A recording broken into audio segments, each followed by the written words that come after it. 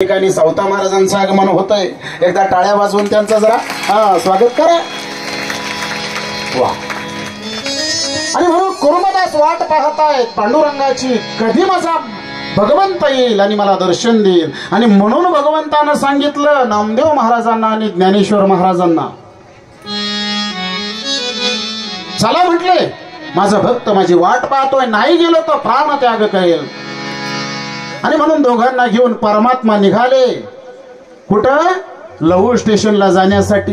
पण जात असताना भगवंतानं सांगितलं, म्हटले नामदेव महाराज ज्ञानेश्वर महाराज माझा अजून एक भक्त राहतोय। म्हटले कोण, आरणमध्ये राहतोय। म्हटले आपण पहिली त्याची भेट घेऊ आणि मग पुढे जाऊ। आणि म्हणून भगवान परमात्मा पंढरीशी पांडुरंग परमात्मा विटेवरनं खाली उतरले। नामदेव महाराजांना म्हणजे नाम सोबत घेतलं, ज्ञान सोबत घेतलं ज्ञानोबारायांच्या रूपानं। आणि परमात्मा आरणच्या दिशेने येऊ लागले दोघांना घेऊन।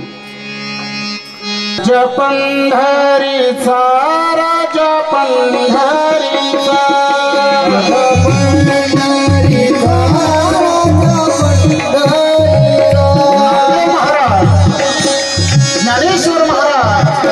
भगवंताचा जय जयकार करताय, भजन करताय, गुणगान माझ्या परमात्म्याचं गाताय। आणि अशा पद्धतीनं परमात्मा नामदेव महाराज ज्ञानेश्वर महाराज आरणच्या दिशेने येऊ लागले। राजा पंढरीचा, राजा पंढरीचा, राजा पंढरीचा, राजा पंढरीचा,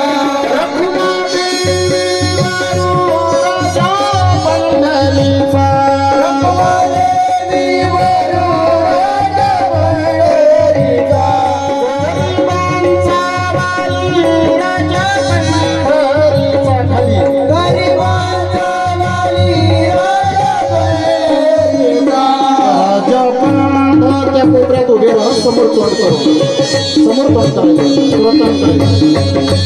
हो हो हो गरिबांचा बळी राजा पंढरीचा, गरिबांचा बळी राजा पंढरीचा, राजा पंढरीचा, राजा पंढरीचा, राजा पंढरीचा,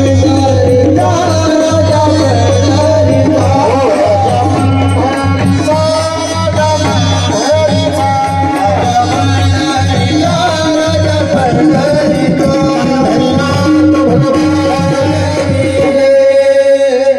भगवंताचं गुणगान करत महाराज नामदेव महाराज मळ्यापर्यंत आलेले आहे। आणि भगवंतानं एक लीला केली।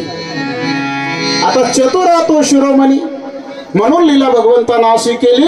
भगवंत नामदेव महाराज आणि ज्ञानेश्वर महाराजांकडे पाहतायत आणि सांगतात, म्हटले किती सुंदर मळा आहे। म्हटले हो ना भगवंता, स्वर्गापेक्षा ही सुंदर मळा दिसतोय, कोणाचा आहे? भगवंतानं सांगितलं माझ्या सावता महाराजांचा आहे। म्हटले एक काम करा, लवळ स्टेशनला आपल्याला जायचंच आहे कुर्मदासांना भेटण्यासाठी, पण मला खूप तहान लागली। अहो तहान लागले रे, सुंदर मळा दिसतोय, मळ्यामध्ये पाणी नक्की असेल। एक काम करा तुम्ही मळ्याच्या इथं बाहेरच थांबा। म्हटले दोघं जण, मी मळ्यात जातो, पाणी पितो परत येतो। म्हणून भगवंत त्या ठिकाणावर निघाले आणि मळ्यामध्ये येऊ लागले। आणि इकडे ज्ञानेश्वर महाराज नामदेव महाराज भगवंताची वाट पाहत त्याच ठिकाणी उभे राहिले मळ्याच्या जवळ। भगवंत मळ्यामध्ये आले, सुंदर असा सावताबाबांचा मळा पाहिलं, आजूबाजूला पाहतायत, इकडे तिकडे फिरतायत, सुंदर मळा त्या ठिकाणी भगवंत पाहू लागले। कमरेवर भगवंताच्या हात आहे, सुंदर असं भगवंताचं स्वरूप आहे, किरीट कुंडल कानामध्ये, सुंदर असा मुकुट माथ्यावरती आहे, पिवळा पितांबर भगवंतानं परिधान केलाय। एवढं सुंदर स्वरूप भगवंताचं मळा पाहू लागले आणि आनंदी होऊ लागले। आणि मळा पाहत पाहत वड्याच्या जवळ आले भगवंत। आणि त्या ठिकाणी सावता महाराज हातामध्ये खुरपाई, त्यांच्या जवळच खुरपा पडलेलं, हातामध्ये चिपळ्या सावता महाराजांच्या। आणि भगवंताचं नामस्मरण करतायत मळ्यामध्ये। सगळी कामं आटोपली होती सावताबाबांची, कर्मप्रधान असं जीवन सावताबाबांचं, कामं आटोपली होती। आणि म्हणून वटवृक्षाच्या सावलीला सावताबाबा भजन करतायत। आणि भजन चालू असतानाच परमात्म्यानं पाहिलं माझा सावता माझं नामस्मरण करतोय, म्हणून भगवंत आता सावता महाराजांच्या समोर गेले. त्या भाव समाधीतनं सावता महाराजांना जाग केलं. सावता महाराजांची भाव समाधी जागी झाली. भाव त्या ठिकाणी जागृत झाले. समोर पाहिलं तर चार भुजानी भगवंत सावता महाराजांकडे पाहत. सावता महाराजांनी असणार ते सुंदर स्वरूप भगवंताचं पाहिलं, प्रणिपात केला, चरणावरती मस्तक ठेवलं. सावता महाराजांनी उठून उभे राहिले. सावता महाराज दर्शन घेतलं आणि भगवंताचं असणार ते स्वरूप पाहू लागले. सदा माझे डोळे जडो तुझे मूर्ती रुक्माईच्या पती.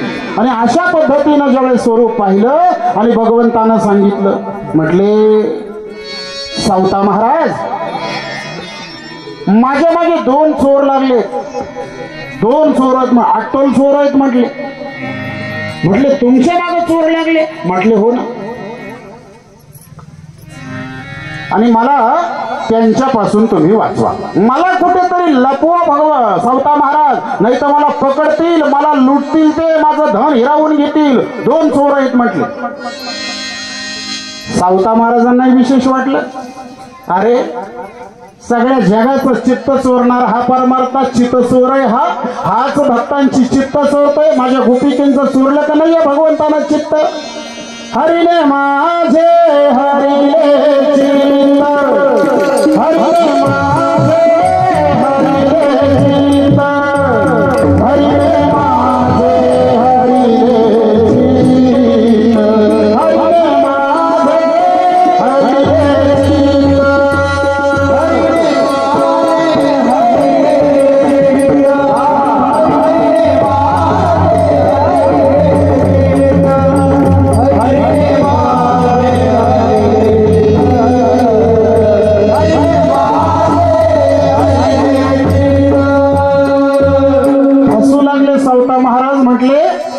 अरे हाच खरा चित्त चोर आहे. हा भक्तांची चित्त चोरतो आणि याच्या मागे चोर. तरी पण सावता महाराज म्हटले मग भगवंत आता काय करू? म्हटले काम करा ना, या ऊसाच्या शेतामध्ये लपा. म्हटले नाही नाही नाही, सामान्य चोर नाही, मला शोधून काढतील. अहो मग त्या केळीच्या बागेत जाणार. भगवंताने सांगितलं. म्हटले नाही सावता, एवढे अट्टल चोर आहे, कुठे जरी लपलो शोधून काढल्याशिवाय राहणार नाही. अहो नाम होतं, प्रत्यक्ष ज्ञान होतं, कसा लपेल भगवंत? सावता महाराजांना प्रश्न पडला. म्हटले बघ भगवंत आता काय करू तुमच्यासाठी? कुठं लपू? म्हणले लपवण्यासाठी एकच जागा आहे म्हटले सावता. आणि मग सावता महाराज खाली बसलेले. भगवंतांना सांगितलं. म्हणले सावता एक काम करा, मी दुसरा कुठंच साठवल्या जाऊ शकत नाही, कुठंच लपू शकत नाही, फक्त भक्ताच्या हृदयामध्ये त्याच्या पोटामध्ये मी साठवल्या जातो. आणि सावता महाराज हातवारे करून महाग भगवंता तुम्हाला साठवणं म्हणजे सोपं आहे का? अहो तुम्ही काय लहान आहेत का? अहो या पूर्ण विश्वामध्ये भरून परत उरलाय, एवढं मोठं तुमचं स्वरूप.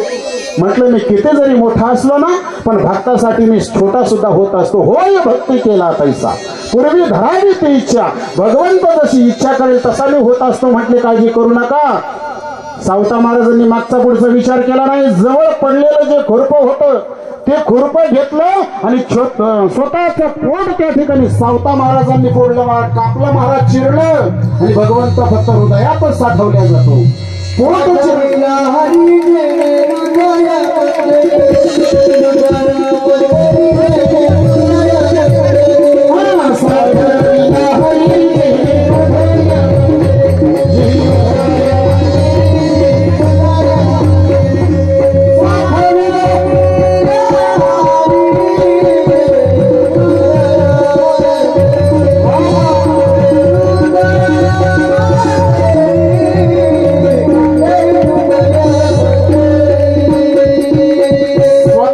उदर चिरलं महाराज कृपयानं. काय मोठं सामर्थ्य असेल, काय भक्ती असेल.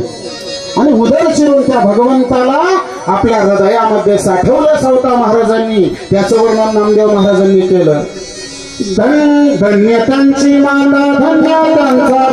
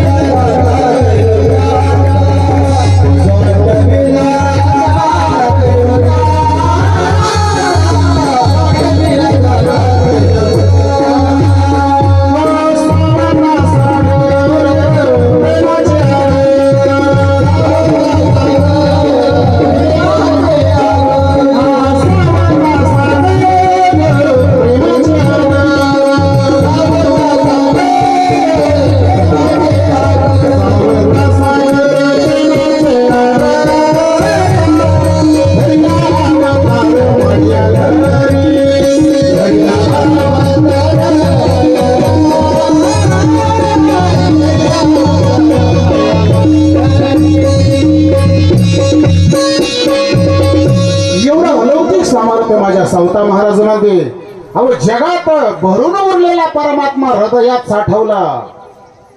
केवढं विशाल अंतःकरण असन सावता महाराजांचं. हृदयामध्ये भगवंताला